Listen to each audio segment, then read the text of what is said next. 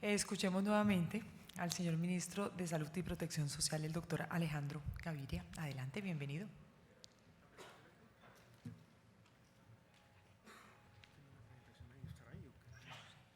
¿Dónde está la Biblia?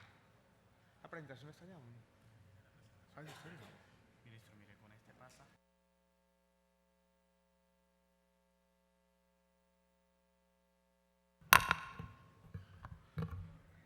Bueno, buenas tardes. Yo voy a reemplazar a la doctora Carmen Eugenia Dávila, la viceministra que está en este momento en Bogotá en la discusión de un proyecto de ley que tiene que ver con algunos asuntos que mencionábamos esta mañana. La presentación iba a ser muy concreta, yo la voy a extender un poco más. Era una presentación sobre un análisis de la famosa resolución 1479 sobre el tema del no post del régimen subsidiado. Yo voy a hacerla un poco más amplia, o así la iba a hacer la señora viceministra, para hablar del no post tanto en el régimen subsidiado como contributivo y al final hacer unas reflexiones sobre lo que nos muestran estos datos. Primero, ya lo dijo Félix o lo insinuó en su presentación, pero cuando uno mira el tema no post va a encontrar que hay dos dimensiones en el no post, ortogonales, una distinta a la otra. La primera, creo que también lo decía esta mañana, tiene que ver con el tema de las nuevas tecnologías, en particular medicamentos e insumos. Ese es entre el 70 y el 80% del no post son nuevas tecnologías. O sea, el no post ha sido la forma como el sistema ha incorporado muchas de las nuevas tecnologías. Ese es un tema importante para tenerlo en cuenta. La otra parte, 20-25%, no son tecnologías, sino son servicios sociales complementarios. O sea, servicios sociales que son fundamentales para la integralidad de las atenciones en salud, que generalmente no se pagan con recursos de los sistemas de salud, pero que en Colombia por muchas razones, en particular, tal vez la más importante ha sido nuestra judicialización, se han venido pagando con recursos del sistema de salud. Quiero entonces mostrarles unos datos sobre la 1479. Primero miremos estas cifras sobre servicios y tecnologías no post en el régimen subsidiado. Empiezo con una grafiquita, la diferencia entre el régimen subsidiado y el régimen contributivo. Las gráficas yo no las pude entender esta mañana. Pero simplemente tratan de decir lo siguiente: en el régimen contributivo todavía opera un sistema de recobro. En el régimen subsidiado, después de la resolución 1479, ya no hay un sistema de recobro, sino de cobro directo de los servicios y tecnologías no post. Esta mañana pensaba un ejemplo para justificar lo que se hizo en el régimen subsidiado, que también podría hacerse en el régimen contributivo. El que se me ocurrió fue el siguiente. Supongan que ustedes viven en un municipio colombiano y mandan el hijo a estudiar a Bogotá, y allá llega donde un acudiente, un tío supuestamente rico pero que no lo es tanto, y ustedes le dicen al muchacho: mire, tranquilo que yo le pago la matrícula y yo le prepago seguramente en algunos sitios el alojamiento y le mando una platica. Si usted necesita plata adicional, dígale a su tío que se la preste, que yo se la pago a él. Y el muchacho comienza a gastar y a gastar y a gastar, y el tío con la caja que tiene comienza pues a pagarle, hasta que hasta en un momento dice: ya no más, cóbrele a su papá. Eso fue en el fondo lo que trató de hacerse con la resolución 1479, conectar quien origina el gasto con el pagador de última instancia, o que tiene la competencia legal desde la ley 715 del año 2001, que es la entidad territorial. Porque no nos digamos mentiras, la ilusión, creo yo, de la caja de las EPS estaba generando unos incentivos a gastar más de lo que se tiene, para volver al mismo lenguaje de esta mañana. Esto es, la EPS estaba teniendo que pagar por estos servicios y tecnologías no post, y cuando iba a recobrar a la entidad territorial no tenía los recursos suficientes. Y se comenzaba entonces a acumular una deuda de la entidad territorial con la EPS, en este caso con la EPS del régimen subsidiado, que afectaba el flujo de recursos y que por otro lado mostraba o materializaba la insuficiencia de recursos. Entonces lo que se trató fue de tener una, si se quiere, recobrar cierta coherencia, para utilizar también un lenguaje conocido, y transmitirle a todo el sistema una realidad que no es inventada, y la realidad de escasez de recursos para cubrir los servicios y tecnologías no POS, en este caso del régimen subsidiado. Los recursos que habíamos destinado como sociedad eran los recursos que estaban a disposición de las entidades territoriales, del Sistema General de Participaciones de Oferta y otras fuentes de recursos propios y de ahorros acumulados.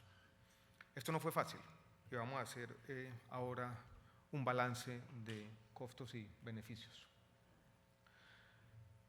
La realidad del no POS, este es el régimen subsidiado nomás, no es el régimen contributivo, es una realidad heterogénea en el país. Estos son la facturación no POS por departamento. Yo no sé si esta es la que uno quisiera ver, que es la por afiliado del sistema. No estoy completamente seguro, pero bueno, la de por afiliado del sistema nos muestra una realidad similar, y es que la facturación no POS está concentrada geográficamente en algunos departamentos, y esto no obedece, no podemos decirlo de esta manera, a unas condiciones epidemiológicas singulares de esas entidades territoriales, sino obedece a otro tipo de consideraciones, tal vez a la concentración geográfica de cierta capacidad de servicios de alta complejidad y médicos especialistas. Recuerden que entre el 60 y el 70% del no POS son medicamentos y medicamentos nuevos. Esta es la facturación. Miren, insumos y medicamentos representan casi el 80% del no POS. Esto es régimen subsidiado. Para quienes quieran verlo, estos son los medicamentos más recobrados, no POS del régimen subsidiado. Aparece de primero en la lista, son suplementos alimenticios. En la lista después aparecen sobre todo medicamentos para enfermedades raras y medicamentos oncológicos y enfermedades crónicas no transmisibles, muchos de ellos biotecnológicos. Esa es una lista similar. Nosotros hemos venido pensando en este tema, y créanme que no ha sido fácil las evaluaciones que hemos hecho sobre la 1479. Somos conscientes de que ha tenido efectos adversos, y lo que más nos preocupa, creemos que ha tenido efectos adversos sobre la atención en salud, sobre todo por 2 o 3 temas que voy a mencionar en un minuto. Hicimos una especie de trabajo etnográfico o de focus group con los encargados tanto de PS y IPS como entidades territoriales, tratando de hablar un poco de los beneficios y los costos de este acto administrativo complejo, porque en el fondo es una forma de ajustar financieramente las finanzas del sector, pero de manera forzada y tal vez agresiva, es de hacer completamente evidente y de un momento para otro la restricción presupuestal. Eso es la 1479 en últimas. ¿Qué nos han dicho los encargados? Pues más o menos lo que ya les dije, que esto dio transparencia y que nos permitió fortalecer algunas de las capacidades de las entidades territoriales. Algunas empezaron a hacer lo que de pronto se debió haber hecho desde el comienzo, cuando se tenía esa competencia, y es fortalecer unas redes. Esto de las entidades territoriales, departamentos y distritos, comienzan a decir, mire, esta es mi red para la prestación de servicios no POS, y yo lo voy a hacer de manera ordenada, con controles, voy a revisar ciertos diagnósticos y voy a poner en práctica, cosa que no se hacía, la regulación de precios de medicamentos. Muchas veces en estos temas la regulación de precios de medicamentos no se obedecía plenamente, había un gran desorden. Yo creo que hemos tenido, por lo menos en algunas entidades territoriales, y yo quisiera resaltar, por ejemplo, los esfuerzos que ha hecho el Valle del Cauca, los que hizo históricamente Cundinamarca, los que ha hecho recientemente también Barranquilla, y los que ha empezado a hacer Bogotá, son los que se me vienen hoy a la mente, pero probablemente hay otros, donde este proceso de construcción de capacidades para lidiar con el no POS ha sido positivo. Y yo quisiera señalar otro aspecto positivo que no está aquí. Después de la 1479, yo creo que se ha creado una mayor conciencia en algunos prestadores sobre la limitación, restricción de recursos, y sobre una especie de, para utilizar el mismo lenguaje de esta mañana, de norma social que puede ser conveniente para el sistema de salud, que yo quisiera, entre comillas, describirlo de esta forma. No POS, sí, pero sí es estrictamente necesario. Varios prestadores, por ejemplo, me han dicho lo siguiente: después de la 1479 nosotros hemos sido más conscientes y hemos logrado disminuir la facturación no post 30, 40 y hasta 50%.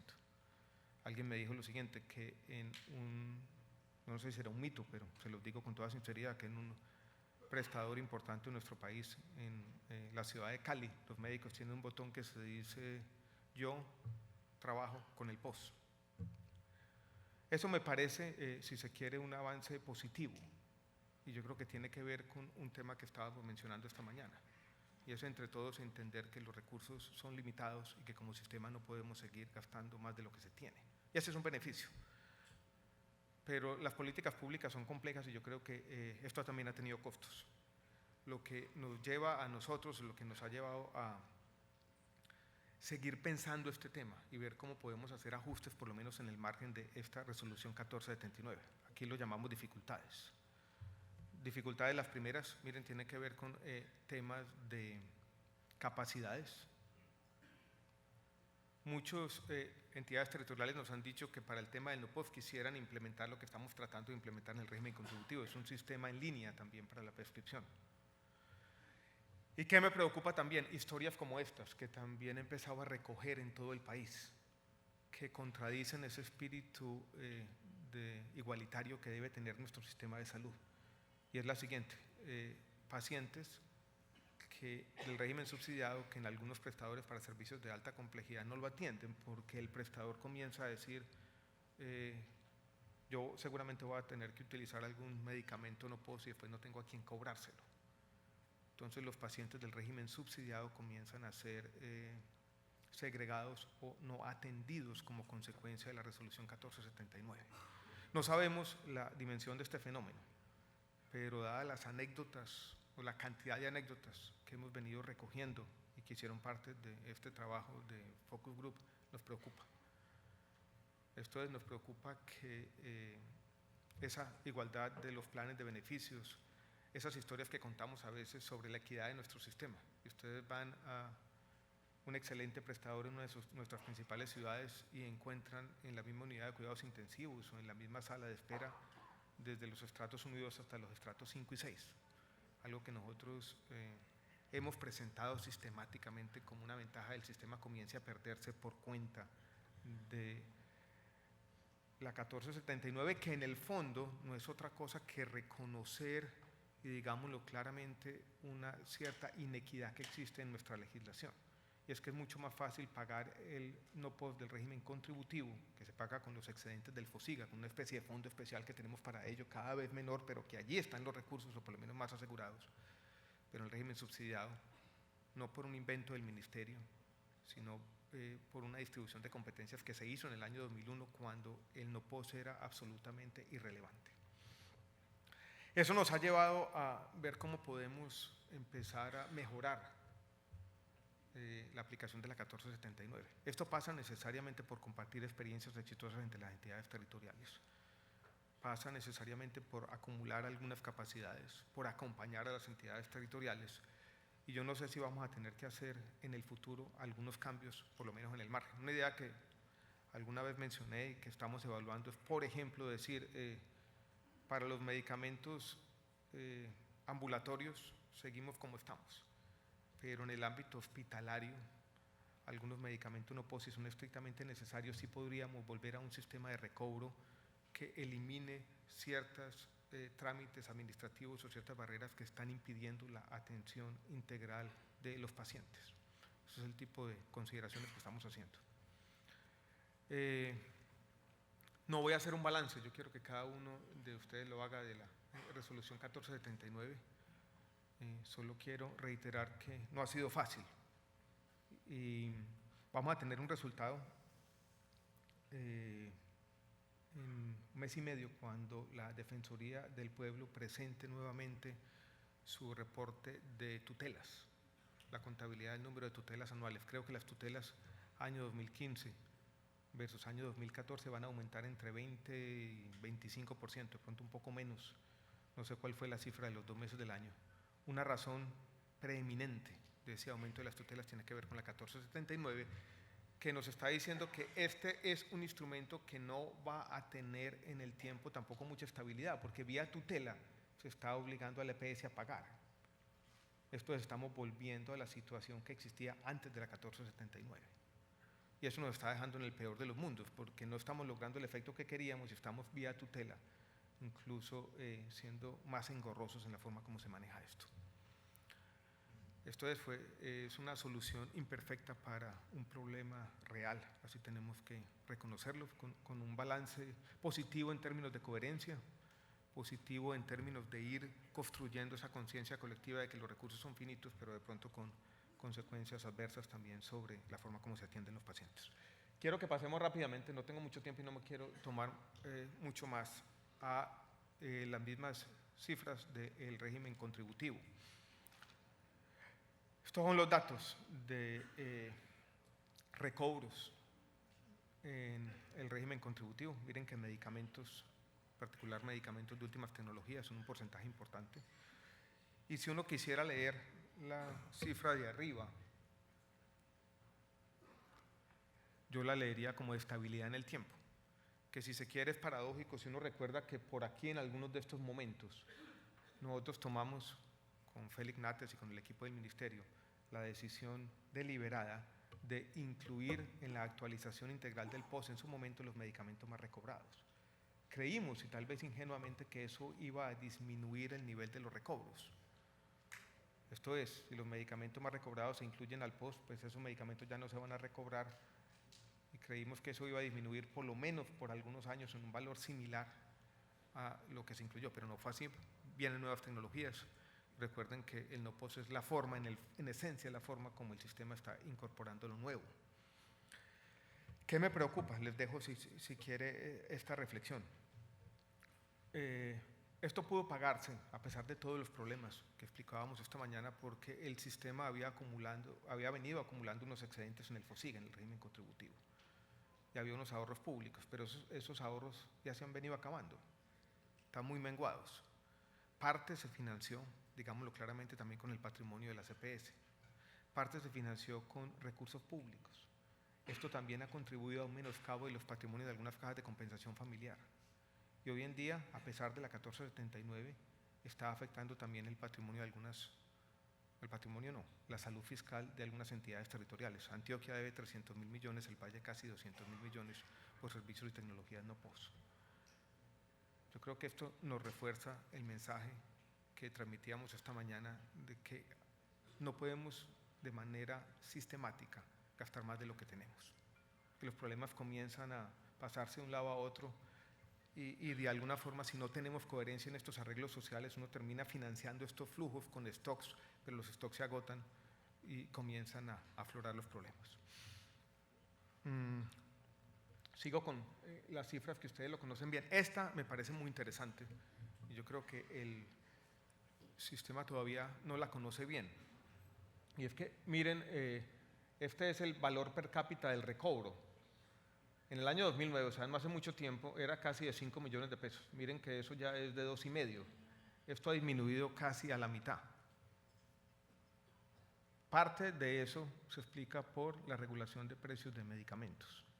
Pero miren lo que ha venido ocurriendo con el número de usuarios recobrantes. De 500 a 1.200.000, ese se ha más que multiplicado por 2. Entonces, si hay un tema de P por Q aquí. El P disminuye casi 50%, pero la Q, el número de personas recobrantes, aumenta. Simplemente son los hechos y es una tendencia que aparece claramente allí y que nos demuestra, como decíamos esta mañana, que algunos de estos mecanismos de regulación de precios de medicamentos no resuelven todos los problemas. Esto es lo mismo, ¿no? Miren el valor promedio recobrado, como ha venido disminuyendo, pero al mismo tiempo el número de personas que recobran ha venido aumentando. Y hoy el mecanismo de recobro ya, las tutelas están para los servicios sociales complementarios, pero en el régimen contributivo ya son CTC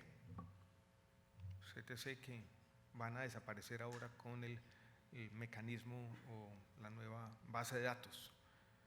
Esto significa que esto ya va a ser completamente expedito O sea, ya no son las tutelas las que explican la manera como estamos incorporando las nuevas tecnologías. No es vía tutela, sino es vía un procedimiento administrativo que hoy no cumple ninguna función. Yo no les voy a mostrar mucho más gráficas. Miren que hay un tema donde hemos aprendido entre todos, hay una disminución de la glosa, que yo creo que ha sido un tema importante. Parte de eso se gira directamente y yo quiero… Aquí hay unas cifras sobre servicios sociales complementarios que quiero simplemente mostrarles los valores para que tengan ustedes una idea de cuáles son los servicios sociales complementarios que seguimos pagando con recursos del sistema que están por aquí. Suplementos alimenticios, temas de transporte, pañales y pañitos húmedos, sillas de ruedas y demás. Y esto es…